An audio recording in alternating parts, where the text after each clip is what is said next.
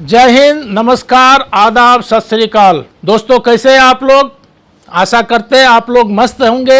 मैं भी बिल्कुल ठीक हूँ। तो नैनो टेक्नोलॉजी के कारवां को हम धीरे धीरे यूं ही आगे बढ़ाते रहेंगे और देखेंगे अल्टीमेट रिजल्ट के। तो पिछले पार्ट में हमने पढ़ा था कि नॉन कार्बन जो नैनो मटेरियल है उसका इस्तेमाल क्या होता है। आज हम बात करेंगे कि एप्लीकेशन क्या है, नैनो मटेरियल का एप्लीकेशन हमारे दैनिक जीवन में क्या, अलग अलग सेक्टर में कैसे कैसे इसका इस्तेमाल हो रहा है या होने वाला है। तो करते हैं सबसे पहले, जैसे हम बात करते हैं हेल्थ सेक्टर में, तो हेल्थ केयर में इसका बहुत ही ज़्यादा इस्तेमाल है। जैसे आपको मेडिसिन जिसको हम खाते हैं या कोई इंजेक्शन जिसको हम लगाते हैं, तो पर्टिकुलर पोजीशन पे पहुंचने में उसको टाइम लगता है। वो ब्लड के साथ घुलने के बाद में उसका जो रिजल्ट है सामने आता है। अगर ऐसा तरीका हो कि अगर उसको नैनो साइज में लेकर के पर्टिकुलर वैसी जगह पे अगर इस्तेमाल किया जाए तो बहुत जल्दी रिलीफ हो जाएगा।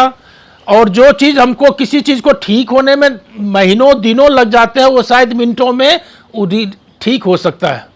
दूसरा है एक नैनो जेल है।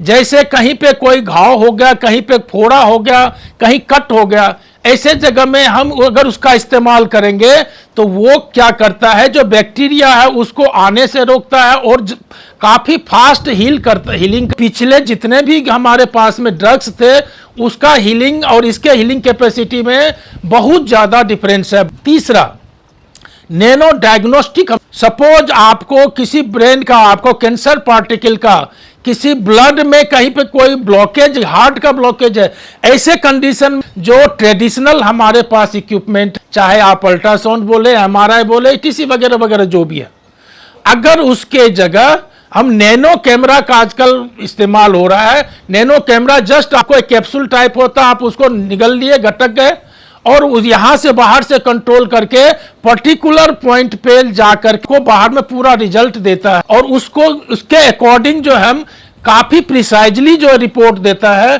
तो हम एक्यूरेटली जो है किसी भी चीज को समझ पाते हैं एज कंपेयर विथ ट्रेडिशनल जो इक्विपमेंट्स था उससे। तीसरा है आप नैनो, ये जो कैंसर डिटेक्शन में हम क्या करते थे अभी तक, जैसे कीमो करते थे। कीमो क्या करता है, जो कैंसर इफेक्टेड सेल है उसको मारता है, लेकिन उसी को नहीं मारता, उसके सराउंडिंग में जितने सेल है वो सारे इफेक्टेड होते हैं और सारे सेल इफेक्ट होकर के उसका बहुत ही हमारे पास निगेटिव जो है ना रिस्पॉन्स आता है, निगेटिव रिजल्ट आता है। तो अगर हम कैंसर में उस पर्टिकुलर सेल को ही मारना है जिसको कैंसर जो इफेक्टेड है, तो हम यहाँ से वो अगर आपको बाहर से उसमें डाल दिया जाए नैनो पार्टिकल और वहां ऑपरेट करके पर्टिकुलर उसी जगह को इफेक्ट करे, तो होगा क्या कि हमारा नुकसान नहीं होगा और रिकवर हम बहुत ज़्यादा फास्ट कर पाएंगे।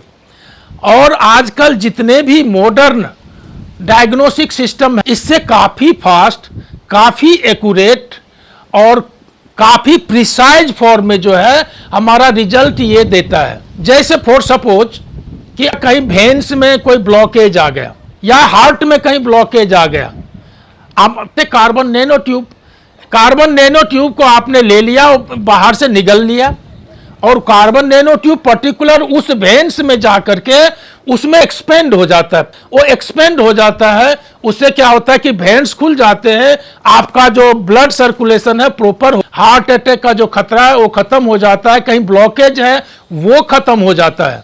इसके कुछ ड्रॉबैक्स भी है। अगर हमने नैनो पार्टिकल्स को दे दिया, अगर वो ब्लड वेसल्स में घूम रहा है, अगर वो ब्रेन में पहुंच जाता है तो बैरियर ब्रेन ब्लॉकेज हो जाता है और इससे होता क्या है कि आदमी मेंटली रिटार्डेड हो जाता है, आदमी का मेमोरी लॉस हो सकता है, कुछ भी हो सकता है। तो इसके बहुत ज़्यादा नुकसान भी है। आगे हम उसके विषय में बात करेंगे कि इससे होने वाले नुकसान क्या क्या है। इसके अलावा भी नंबर्स ऑफ इस्तेमाल हो रहा है आपके मेडिकल साइंस में, नैनो कैमरा से लेके नैनो ड्रग से नैनो डायग्नोस्टिक टूल से लेकर के बहुत ज़्यादा इस्तेमाल हो रहा है।